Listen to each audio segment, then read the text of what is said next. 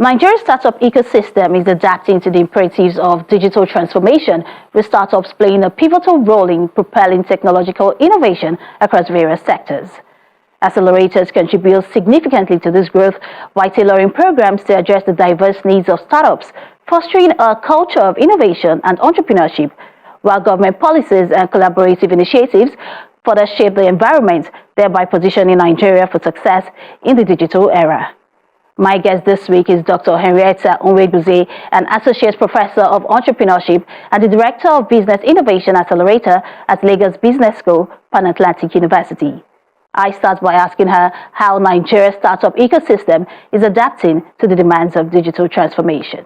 So I think that there is an organic response to by young people and tech startups to the digital transformation, because really it's you either adapt or die, because you cannot be on the internet today and expect to survive as a business or even as a normal brick and mortar business. At some point, tech meets you up, whether it's to do your invoicing better, to market better, to get more customers. Okay, even though parallel to this is the traditional system that is still thriving, the Balogun market women. Okay, but even those will gain, and even those are affected because many of the techpreneurs who are on Instagram get their supplies from them.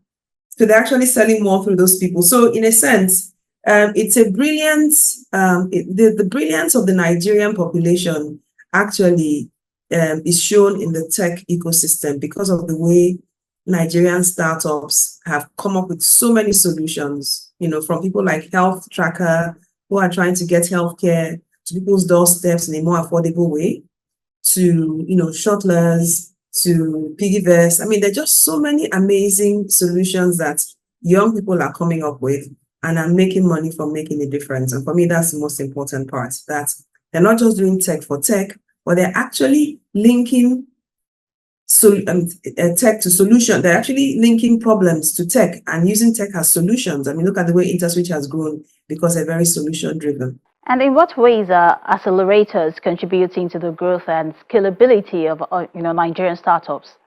I think they're making a huge contribution in the sense that the most important thing about business is not funding, and that unfortunately is what everybody focuses on. It's really about training. If I give you all the money contained in this world and you don't know what you're doing, you're going to waste it.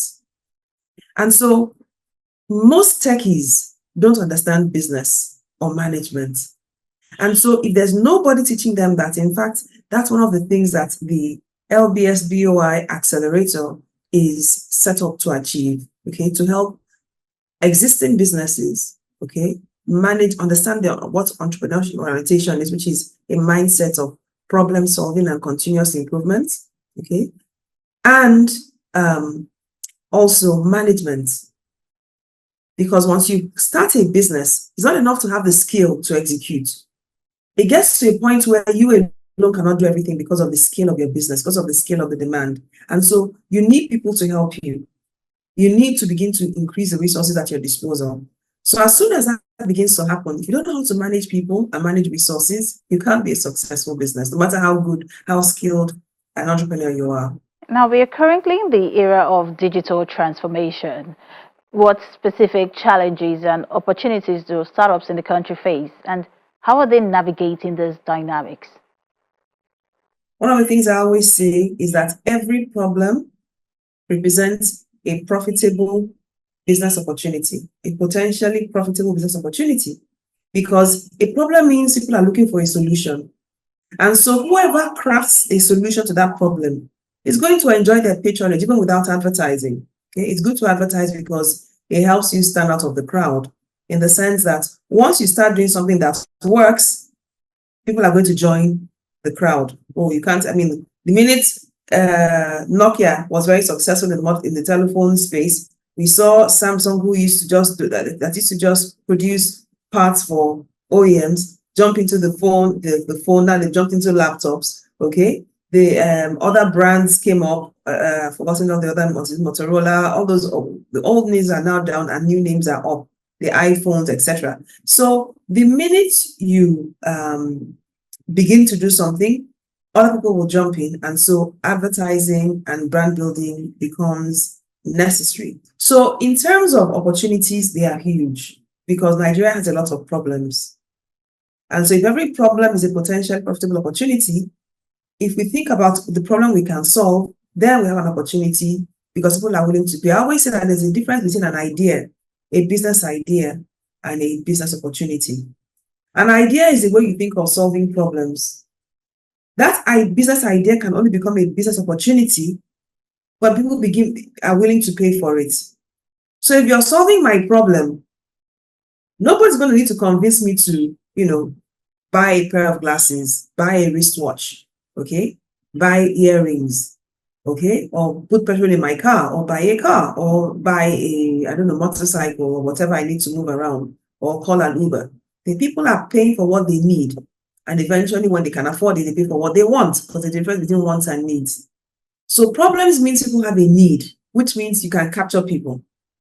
Okay? I mean, in the sense that if your solution is appropriate, people will pay. And of course, you can then begin to solve the problem in different ways for different levels of people, for the high-end spenders, for the middle class, and for the masses. So your pricing will determine which segment you are targeting. So the opportunities are huge. Now, the challenges, yes, they exist. But my belief is that problems are there to be solved. Anybody who thinks that there's any part of the world where there are no problems is because they are very naive or not widely traveled. Okay? If you go to the US or the UK, business owners are complaining about different problems, but they are also complaining. So it's in our best interest to creatively find a way to solve our problems. And many times, problems are more easily solved when we form an association, okay? Come up with, papers, or come with an executive group that can quickly, proactively go and lobby whichever government officials is in charge of your industry. Remember, ministers or ministries are not experts in your field. Don't wait for them to make policies that are not favorable to you. Proactively go and tell them, this is what we do, this is how we're helping the economy, this is what you can do to help us. So that they can make informed decisions. Not wait until they make an uninformed decision that's unfavorable to you, and then we all start complaining. Complaining doesn't solve the problem. As they say, it's better to light a candle than to curse the darkness.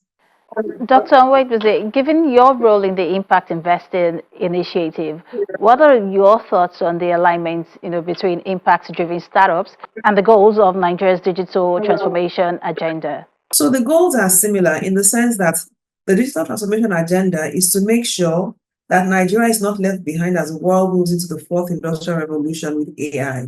Okay? Why is it important not to be left out? Because at the end of the day, we can't access benefits. People can't also reach us, become insular. Okay? What is impact investing about? Impact investing is about investing in businesses with the aim of not just making profits, but making an impact, having a positive transformation on society. Now, maybe that may be too many things being said, but for me, the simple way I like to put it is that impact drives profits. Okay? Why it was Bill Gates, people who have heard me speak know I always use this example because it's a global example. How did Bill Gates become the richest man in the world for 18 consecutive years? And he still remains in the clique of richest people in the world? Because everybody needed what he was producing. When he came up with the Microsoft personal computer, it wasn't because he wanted to become the richest man in the world. He was just passionate about solving a problem. Taking people from the typewriter to the computer, because in those days, the computers then were called mainframes, and they were so big, not even small companies could own one, talk less of individuals. So it's like me now taking a private jet, from being a very expensive item to being something you can park in every compound of every house and becomes affordable, which is what Henry Ford did with cars. Okay, so the point is, anybody who can solve a problem that affects a lot of people in a significant way is already the next Bill Gates. It's as simple as that.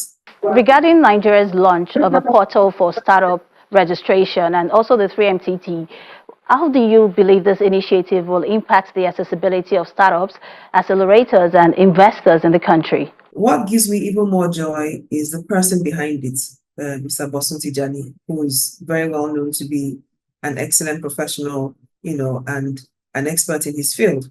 So for me, the chances of it actually doing what it's set out to achieve is very, very high. I mean, the chances are very high, because of the person behind it. Typically, very good ideas tend to fail, before they even start, because people who are behind it are not experts in the field. They don't have a track record of competence in the field. But in this case, the three things align. The person in charge is an expert. He has a track record of competence, and the initiative couldn't be better. So it's a very welcome initiative, and I hope and pray that it's nothing happens, because again, there are all kinds of things that happen. Change is the only thing that's constant, and that's for sure.